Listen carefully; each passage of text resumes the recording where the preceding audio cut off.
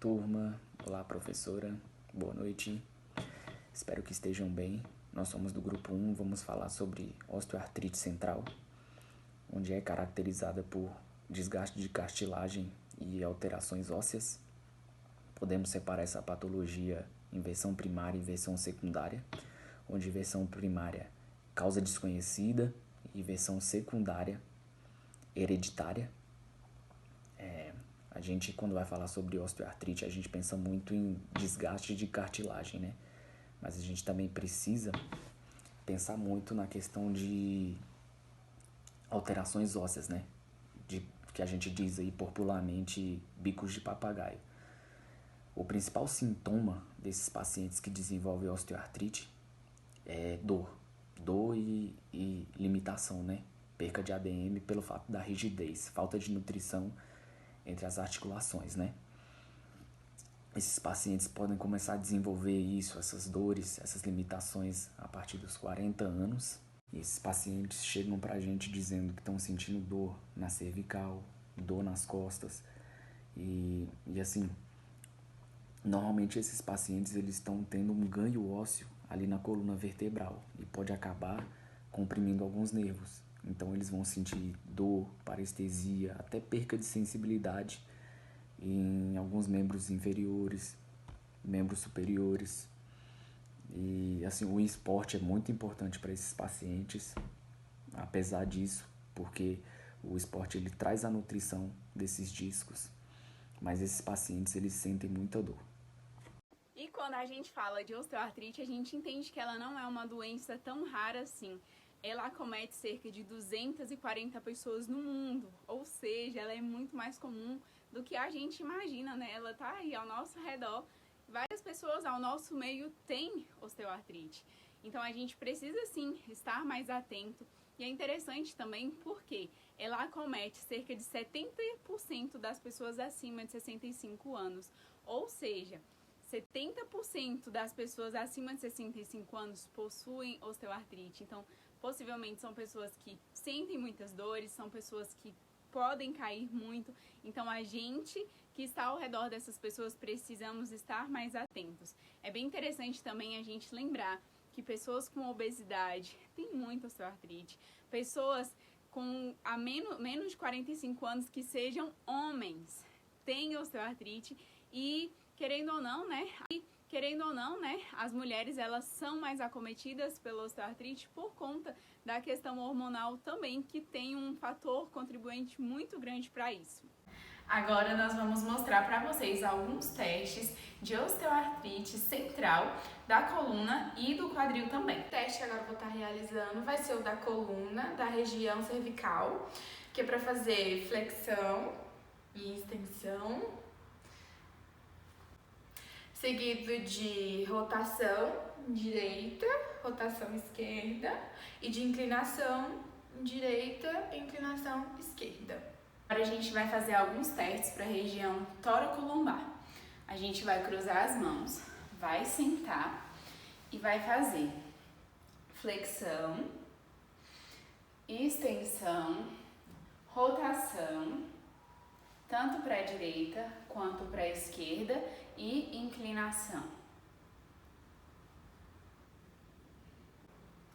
Os testes para avaliação da osteoartrite central para quadril na posição anterior-posterior seriam a flexão do quadril, a extensão, a adução e a abdução. Na posição deitado, seriam realizados da seguinte forma: as duas pernas baixas, eleva com a flexão,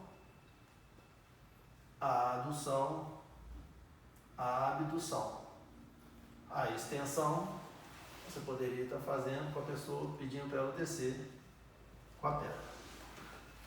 Agora nós vamos passar alguns exercícios para fortalecimento de toda a porção da coluna, bem como do quadril.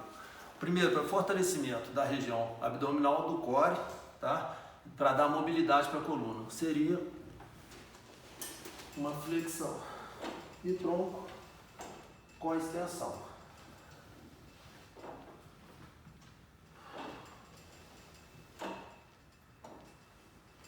Seguido também de movimentos laterais.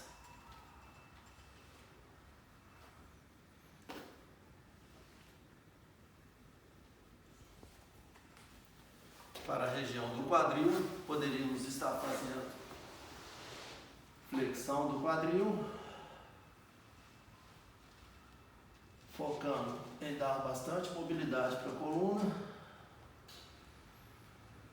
E para a região cervical, a lateralização.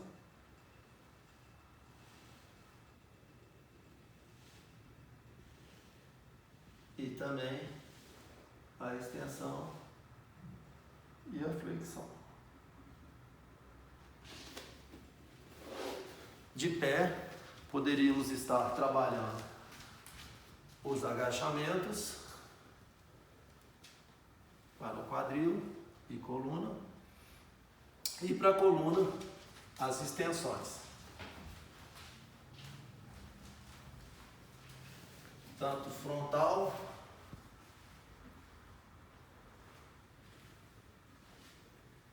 como as laterais.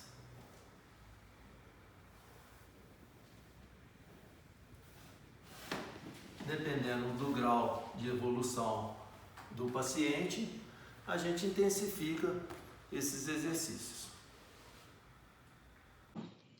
Olá, bem-vindos. Meu nome é Luiz Henrique, eu sou médico ortopedista, atuo na área das doenças da coluna vertebral, aqui na nossa clínica, que é o CEMERC, que é o Centro Especializado em Medicina e Reabilitação da Coluna Vertebral, onde além da minha atuação como médico, nós temos uma equipe de fisioterapeutas que fazem a fisioterapia convencional, fazem osteopatia e temos trabalho de pilates e ginástica funcional também, né? Atendendo a pedidos do meu irmão, certo, Marcos Vinícius, eu vou falar um pouquinho para você de alguns detalhes sobre osteoartrite, tá certo? Osteoartrite, na verdade, é o que se chamava antigamente de osteoartrose, tá certo? São dois sobrenomes que dizem da mesma coisa. Antigamente se falava mais da osteoartrite para um quadro que gerava uma dor mais aguda, e a osteoartrose para aqueles casos mais crônicos, mais arrastados, em que você não tinha um quadro inflamatório mais pronunciado na articulação. Mas hoje isso caiu por terra, tá certo? É basicamente a mesma coisa, tá certo? O que é a osteoartrite ou osteoartrose, tá certo? É um fenômeno do envelhecimento, tá certo? Que acomete as articulações, principalmente as articulações sinoviais, que podem ser tanto as pequenas articulações, como as articulações dos dedos do pé, dos dedos da mão, tá certo? Como as grandes articulações, como ombro, quadril, joelhos, tá certo? E que progressivamente levam a uma incapacidade funcional. Ela pode ter múltiplas causas, pode ter um cunho principalmente genético, que são aquelas pessoas que têm um histórico familiar onde todo mundo da minha família tem problema de joelho, todo mundo tem problema no quadril, tá certo? Essas desequilíbrio de cargas entre um lado e outro da articulação pode levar a uma artrose, tá certo? Mas basicamente, tá certo? O processo se dá pela degeneração da articulação, na cartilagem hialina da articulação, tá certo? Isso vai levando a uma sobrecarga das estruturas em volta, então ligamentos são sobrecarregados, tendões de músculo no lugar nas regiões de entésium, tá certo? A própria musculatura, tá certo? E esse déficit funcional que acompanha o processo degenerativo muitas das vezes é vinculado à dor, mas não necessariamente. Tem muitas pessoas com artroses até significativas a exame de imagem e que para as atividades do dia a dia não sentem absolutamente nada. E se somente se expostas a um esforço físico mais aumentado, é que vão apresentar sintomas relacionados com uma artrose que às vezes estava escondida e estava silenciosa, tá certo? Tá? E o que a gente faz com um paciente que tem uma artrose sintomática? A gente cuida, tá certo? A gente tenta usar alguns paliativos que ajudam no controle de dor, como compressas. Em algumas pessoas funcionam melhor compressas quentes, em outras pessoas funcionam melhor compressas frias, tá certo? Medicamentos como anti-inflamatórios, analgésicos para ajudar no controle de dor.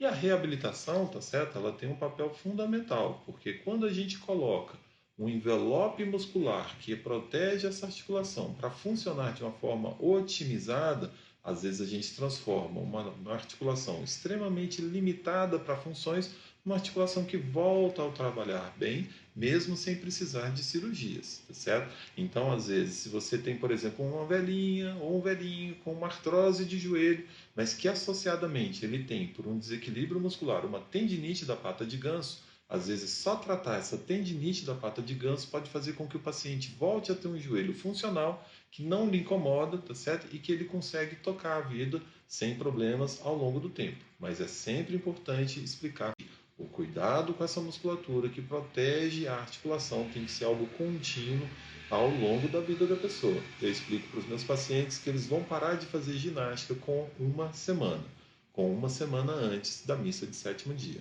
certo? Alguns pacientes vão precisar de um tratamento mais invasivo, como infiltrações de medicamentos ou mesmo até procedimentos cirúrgicos, onde você tem vários procedimentos cirúrgicos que podem ser utilizados. Então, você pode fazer uma artroscopia para uma limpeza, então você vai tirar excessos de osteofito, dobraduras da sinóvia que de repente ficam pinçando, pinçamentos de um menisco no joelho, tá certo? Que pode estar ajudando. Às vezes você pode também fazer uma osteotomia. O que é uma osteotomia? É um corte no osso para provocar um melhor alinhamento da articulação e fazer com que você tenha uma articulação que dure por mais tempo. Isso era comum a gente fazer até um tempo atrás nas articulações do quadril, então você tinha as osteotomias varizantes, valgizantes, para que você mude o eixo de carga do quadril de forma que você coloque o lado da cabeça femoral, em que você tem, tá certo, uma cartilagem melhor em contato com o acetábulo, com a zona de carga do acetábulo, e isso funcionava. Às vezes deixava o paciente alguns anos livre de dor antes de ser encaminhado para uma cirurgia que é uma artroplastia. O mesmo tipo de osteotomia também pode ser feito, tá certo? Na região do joelho, por exemplo, naqueles pacientes que têm um geno valgo muito importante, você faz uma osteotomia de abertura e você pode fixar com uma placa. A placa antigamente mais famosa era a placa de Pudu, tá certo? E que a gente fazia um realinhamento do joelho e com isso a gente conseguia deixar um joelho pouco sintomático por períodos mais longos, até que um dia realmente não tivesse outro caminho para ser feito, a não ser uma artroplastia. O que é uma artroplastia? É uma substituição da articulação que está degenerada e disfuncional por uma articulação mecânica.